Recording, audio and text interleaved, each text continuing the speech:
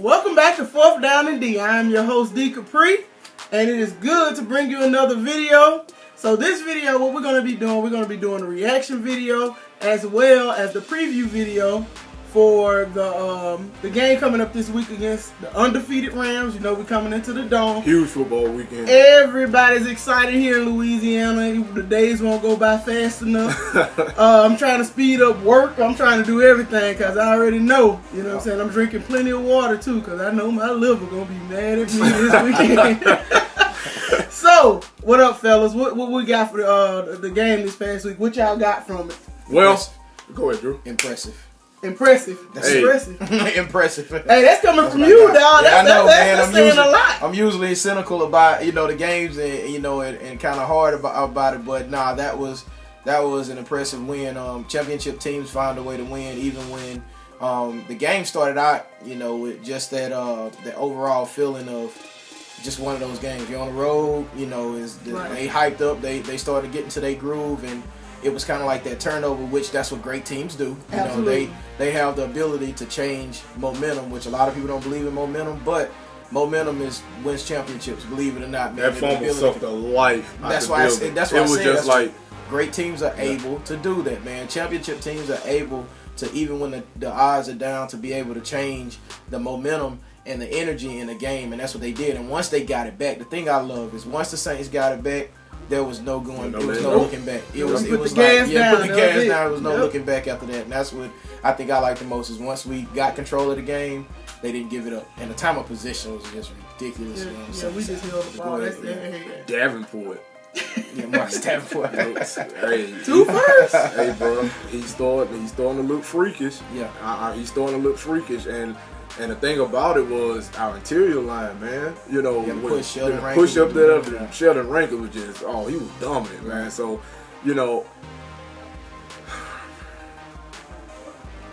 PJ Williams. You hung in there, bro. You hung in there. I can't say too much because you made up for it with two good plays, and you forced a fumble and a pick six.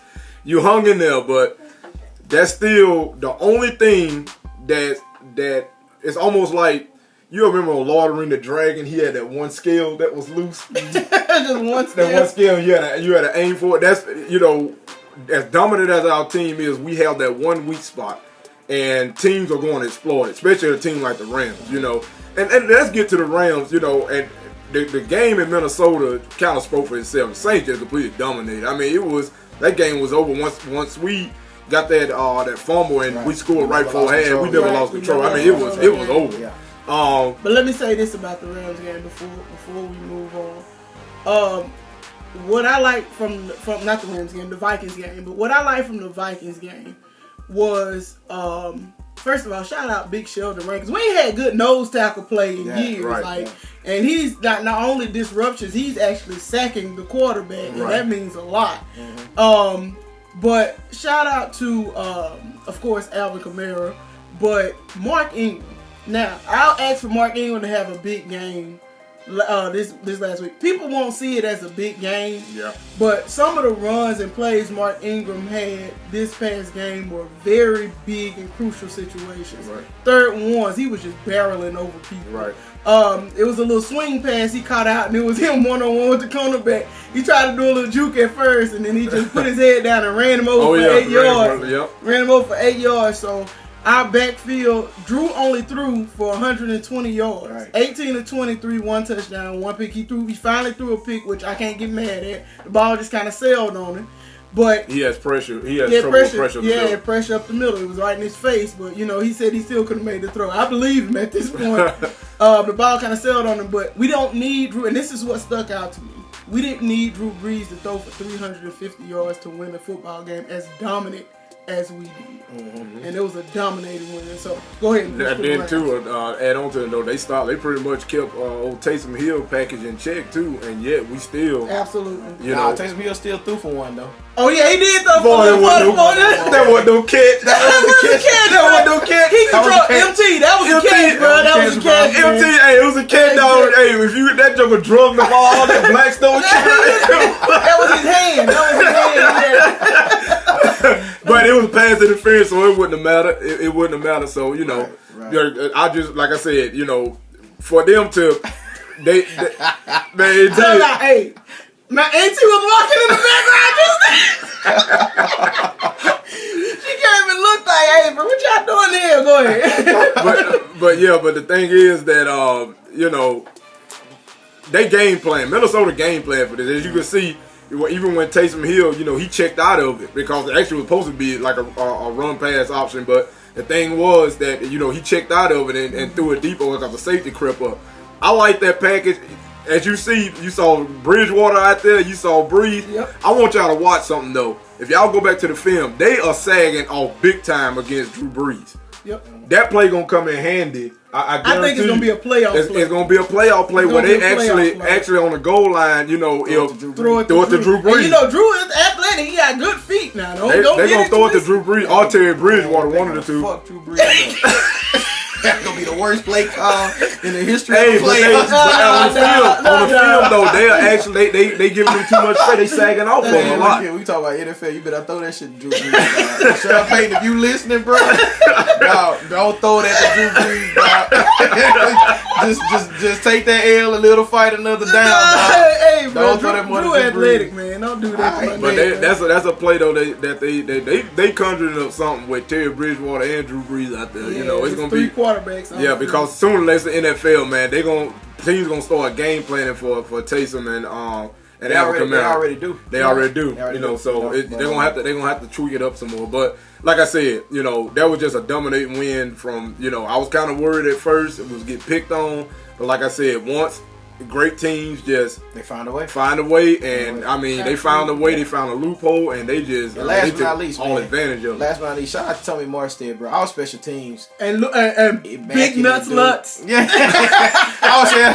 our special team is though like our field goal kicking. Absolutely. To I haven't been as confident in the kicker since Cole Tracy at LSU. This year, man. Shout out to Cole Tracy, man. Cole Tracy doing his thing, man. We're probably gonna need you, man, this Saturday night a lot. But no, like Will Lutz and Tommy Morstead, he has been immaculate at pinning in within the 10-yard line, man, and that means a lot for our defense. Because if we played on short field with our defense, we probably wouldn't be able to keep up. And bro, y'all know the most dominating thing though. Our offensive tackles against the defensive end. They absolutely locked in. Ram check. Ain't hear nothing from their defensive end. We love you, baby. God, man. But moving on, great win.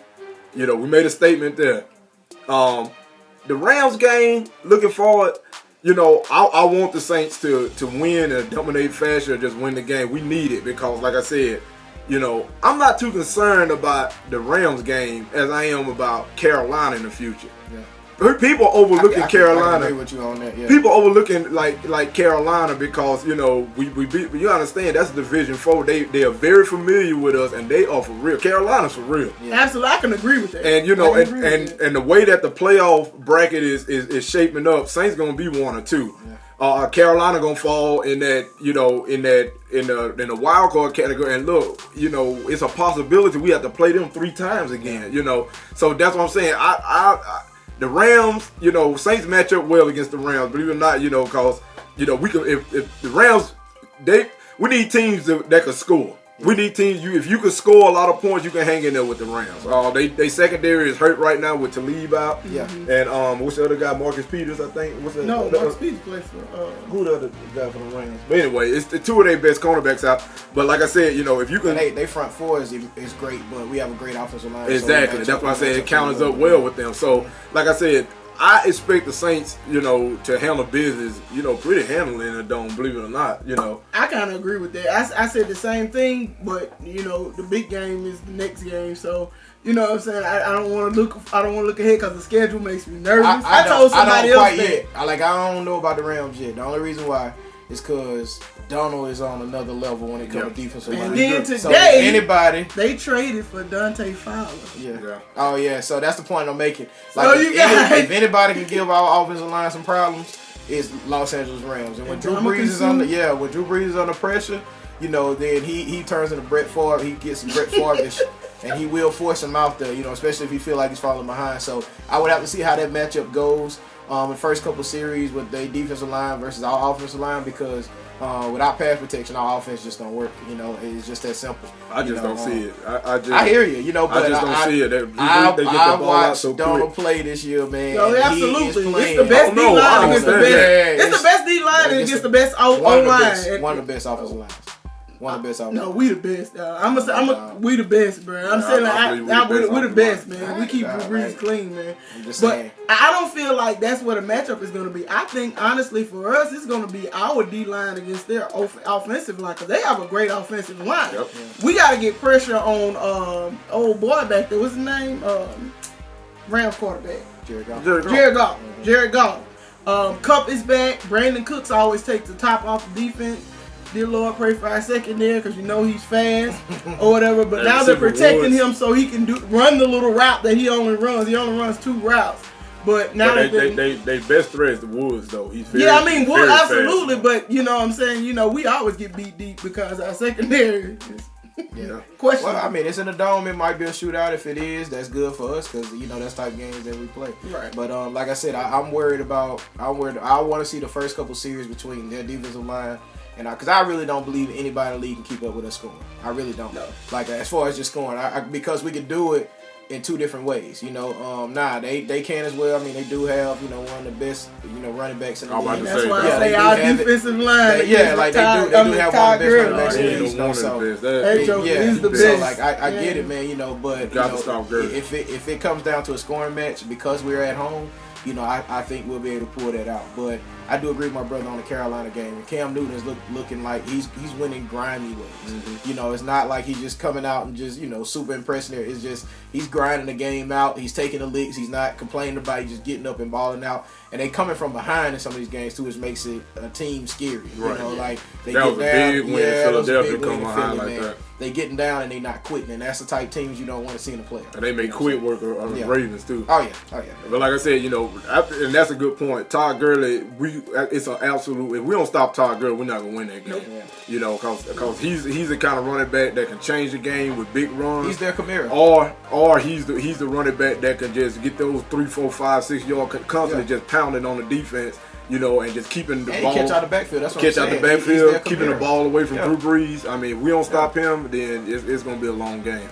All right, y'all. So, I asked on Twitter for y'all to ask us a couple of questions, and one of the first questions comes from Bria, my girl. She says, "Who do you think will have the best performance on Sunday, defense or offense, and which player?" Well, if you ask me, the offense, of course. I mean, I think Michael Thomas probably, because like I said, the Rams are very shaky in the secondary. So I look for him to have a big game. The receiving core as a whole, have a pretty good game. But I think Michael Thomas would be, dependent upon a lot. Because like I said, Drew Brees has to get the ball out of his hands. He's not going to be able to sit there, and have long developing routes. So I think the crossing patterns are going to be open. I think, because the Rams, they're going to try to get pressure with their front four. So if our offensive line could do pretty well against their front four, then they're going to have to start, sending blitz and trying to get pressure on Drew Brees. So I think Michael Thomas is going to have a great game. I'm gonna go defensively and say Demario Davis. You know what I'm saying? He's been budding to me, like right at the brink of becoming one of those, studs at linebacker. The only reason why, he loves playing side to side. He's very fast, I'm not gonna say he's fast for a linebacker, for a Mike linebacker, and he loves playing side to side, which, there's a lot of Rams love that West Coast offense, they call it, man, the short throws, the flats, those type things, to where he's going to have a lot of opportunity to make his plays, so I'm going to say that he really comes up and plays big this game. I'm hoping that he don't get matched up on Ty Gurley a lot out of the backfield, but I'm pretty sure it's going to happen. They're going to try to spread us out and throw. You know what I'm saying? They are. So I would probably lean toward, Demario Davis, which he's quickly becoming one of my favorite